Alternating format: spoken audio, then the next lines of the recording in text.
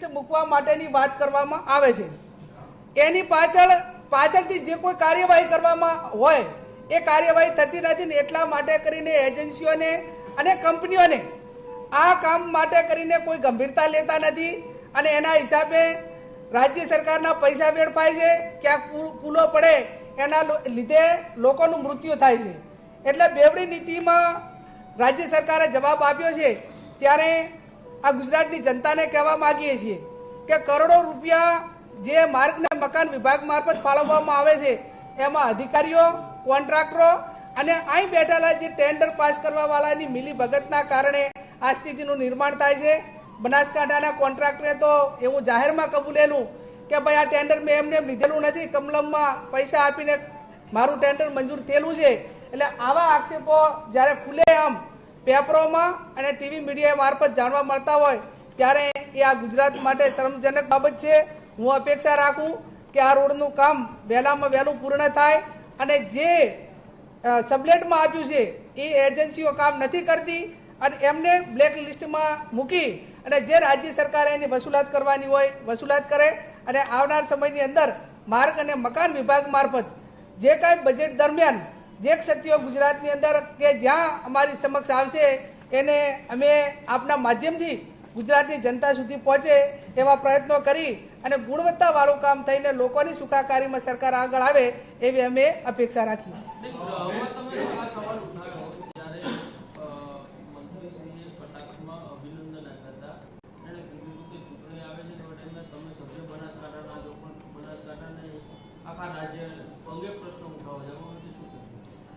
જ્યારે વિધાનસભામાં પ્રશ્ન હોય ત્યારે એ જિલ્લા પૂરતો નિયમ પ્રમાણે 2 જિલ્લાને છેલ્લા 2 વર્ષ આવરી લેવામાં આવે પણ 2 વર્ષને ધ્યાનમાં રાખીને સમગ્ર ગુજરાતને ધ્યાનમાં રાખીને અમારે વાત કરવાની હોય છે અને સમગ્ર ગુજરાતને ધ્યાનમાં રાખીને વાત કરવાની હોય ત્યારે સ્વાભાવિક છે કે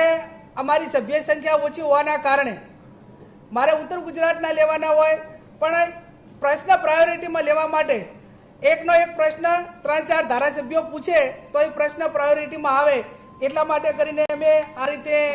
પ્રશ્નનો જવાબ એ સમગ્ર ગુજરાત અને ઉત્તર ગુજરાતને ધ્યાનમાં રાખીને એનો જવાબ આપવા માટે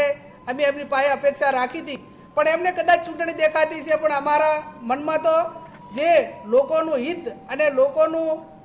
જન ઉપયોગી કાર્ય એ પારદર્શક થાય અને એની અંદર કોઈ વાલા દવલાની નીતિ નહીં, માત્ર કોન્ટ્રાક્ટરો કે એજન્સીઓને હાચવવા નહીં પણ ગુજરાતના લોકોની સુખાકારીમાં કામ થાય એવી અપેક્ષા અમે રાખી હતી અને એમણે 2024માં કામ પૂરું કરવા માટે તો રાજ્ય સરકારના બજેટ પર ગેનીબેન ઠાકોરના પ્રહાર, અનેક કામ હજુ પણ અધૂરા હોવાની તેમણે વાત કહી। ભ્રષ્ટાચાર આચરતી કંપનીઓને હજુ પણ કોન્ટ્રાક્ટ અપાય છે તે રીતે રાજ્ય સરકાર પર પ્રહાર કર્યા પરંતુ જે રીતે